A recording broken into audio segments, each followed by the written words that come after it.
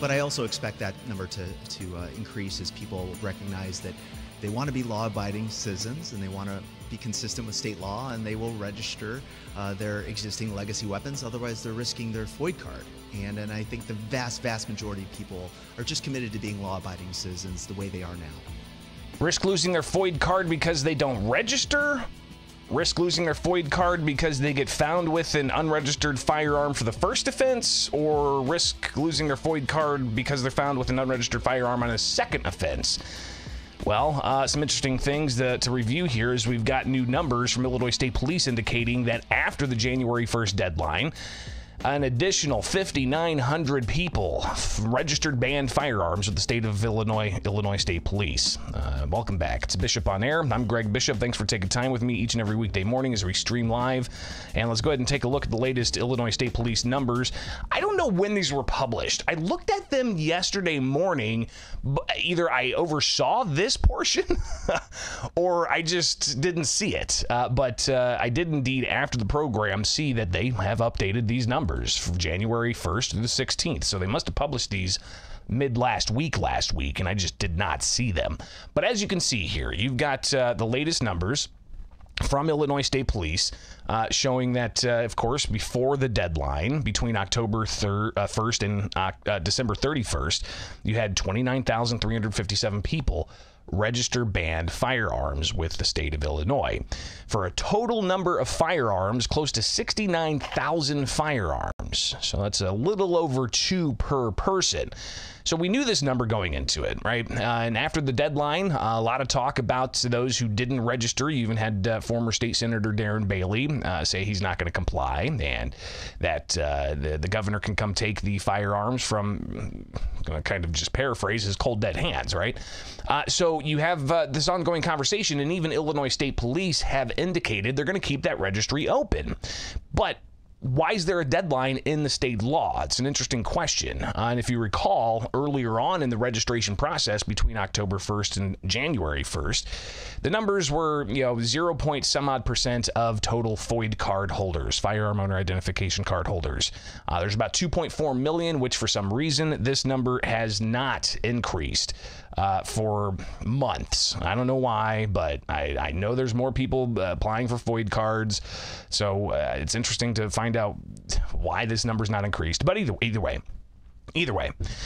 So you've got 2.4 million FOID card holders, people who are firearm owner ID card holders, and only about 30,000 registered. That comes out to about 1.2% of total FOID card holders in the state of Illinois that told state police they own a banned firearm. That January 1st deadline came and went, and we were told that they were going to keep the registry open, and sure enough, they kept the registry open, and an additional 5,867 people within just about 2.5 weeks' time registered banned firearms, for a total number of firearms of 11,161. All of that on top of, together with those who registered beforehand and afterwards, you're looking at about 1.4% of firearm owner ID card holders who are telling state police that they have a banned firearm. And I understand the FOID card metric. Some people, even I've seen statisticians on Twitter saying that that's not the appropriate number to use, and you should really look at this chart and you should look at that chart. And the bottom line is we don't know. We don't know how many people who have banned firearms have not registered their banned firearms. We just don't know. And I guess that's, one big question that we may try to find out sometime, but do we really want to know? Is it an invasion of privacy to know? Or how is that logistically within the bounds of constitutional rights and liberties and such? So if you remember yesterday, we did talk about the latest filing from the state asking the question of is the gun ban registry violation of the Fifth Amendment? And I just want to review this because we do have State Representative Bob Morgan who made this statement last month. I think actually back in November. He made the statement when the FOID card registration numbers were pretty low. low. You had State Representative Bob Morgan sharing his thoughts about people who would register their firearms eventually, he said. This is new for the state of Illinois. As you noted, historically, we've registered people with our FOID card registration. This is the first time we're registering weapons themselves. I also think there are a lot of individuals who have these weapons are considering whether to sell them to someone out of state, which is a provision in the law that they're allowed to do. So I do think this is a function of cramming for the test, that people will wait till the last minute. They'll see, there's obviously, we're still waiting for a ruling from the Federal Court of Appeals. Some people are waiting for that. But I also expect that number to increase as people recognize that they want to be law-abiding citizens and they want to be consistent with state law, and they will register their existing legacy weapons. Otherwise, they're risking their FOID card. And I think the vast, vast majority of people are just committed to being law-abiding citizens the way they are now. But the first offense of being found without a registered firearm is a misdemeanor. And I believe that Illinois State Police have said that that won't trigger somebody losing their firearm owner ID card privileges. Second offense is a Class 3 felony, and that would trigger somebody losing their FOID card. But even before you get to that, right, that's being found in possession of a banned firearm that's not registered, meaning you're going to the gun range, you get pulled over for speeding, they see that you haven't registered a firearm, but you're a FOID card holder. Sir, do you have any firearms in the vehicle? Yes, officer, I have some firearms in the vehicle. They look and they see it's a AR-15, and they look on the leads system and they say, Joe Schmo has not registered this banned firearm. Okay, well then we'll go ahead and write you up for that misdemeanor. That's that, right? And a misdemeanor first offense, if it's prosecuted locally by your state's attorney, if they make that a top priority. If they don't, then I guess the case just kind of languishes there. But either way, you have, that's if you're found in possession of a banned weapon without registering. But Illinois State Police even said that there's no penalty spelled out in the law for somebody who registers their firearms late. And even in this court filing from the state in response to the Fifth Amendment allegations, they say that there are three reasons why they believe that the law does not violate self-incrimination. It says, first, the endorsement affidavit is a voluntary benefit that exempts owners of certain assault weapons from otherwise applicable criminal penalties. If it is not, it is not directly a criminal. Let me start that over. Gotta love legalese. All right. First, the endorsement affidavit is a voluntary benefit that exempts owners of certain assault weapons from otherwise applicable criminal penalties. It is not directed at the criminality of the suspect, and the act of submitting an affidavit does not constitute a confession of criminality. Second, no one's compelled to submit an affidavit. Here's the key here. The government has no authority to impose any criminal or economic penalty on residents who are eligible to submit an affidavit, but for whatever reason decline to do so. I think that is a crucial sentence there. It kind of just goes into, you know, here we are, we're looking at the registration rates, and they're low. So obviously these numbers we're going to see possibly, you know, in a certain frequency. Illinois State Police have yet to tell me from weeks ago what kind of frequency they're going to have in showing these numbers. But clearly, the registration numbers, as you see, you know, an additional 5,867 individuals filing in the 2.5 weeks after the deadline. But also, what's interesting, the county breakdown Illinois State Police provide here, and you can see the number of individuals completing an affidavit, the number of endorsement affidavits total per county, and this is all pre-deadline. Of course, Cook County had the most, 6,364 individuals completing an affidavit. I think, what was it, Pope County? How big is Pope County? Pope had five people.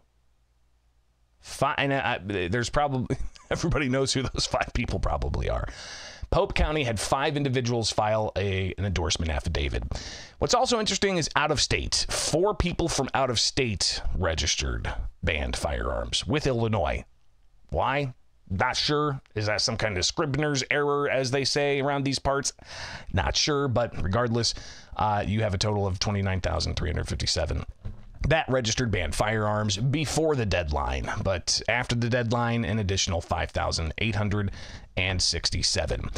So when we chatted with Attorney Thomas DeVore yesterday, got his reaction to some of the low registration numbers, and the governor saying that, hey, things are expensive. Firearms are expensive, especially when it comes to what the governor says are assault weapons. Here's Attorney Thomas DeVore. Well, I think what the governor is experiencing, and I personally believe it's healthy, even though I never advise anybody to break the law, is that when you start, and this would be the same response I would give you, Greg, if you had a bunch of ultra-right conservatives pushing conservative ideologies on the far end of that spectrum, and how those who maybe lean left or more liberal would respond to, is that you have to govern in the middle, and the governor doesn't care about that whatsoever. You have to govern in the middle. And when he passed this ultra liberal policy, people just overwhelmingly said, okay, that's fine. We're not going to listen to you, because people are always in control, whether they know it or not. And there's nothing that the governor can do about it. He, under no set of facts, has any ability to force what is probably right now millions of gun owners to do something they don't want to do. I mean, and so ultimately what I think he's witnessing and experiencing, and we're seeing in our state, is when enough people, regardless of their political ideology, say no, there's nothing government can do about it whatsoever. So again, Tom DeVore just reacting to the numbers and the governor's reaction to those numbers when we chatted with him yesterday. If you missed that conversation, I would encourage you to go check out the full YouTube interview there, and you can find that just searching Bishop on Air. So clearly, we'll continue to track this. We've got a couple of big things that are still coming up, including the Southern District of Illinois federal judge that's going to be, getting to the merits of the gun ban challenge in the Southern District. Of course, this filing we just reviewed yesterday and a bit today is on that Fifth Amendment challenge in that case, but they're going to be moving forward on the merits of the Second Amendment and maybe the vagueness challenge as well. So no more preliminary actions from the Southern District courts. They're going to be moving forward with evidentiary hearings. So we'll watch that closely, bring you the latest there. We've also got later on this year in May some cases on challenging the firearm owner ID card.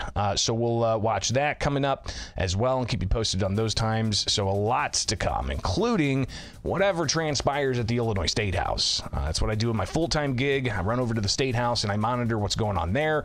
You've got possible gun legislation, including a measure from State Senator Julie Morrison that would revoke a FOID card, or rather revoke a driver's license if somebody doesn't comply with turning over their revoked FOID card.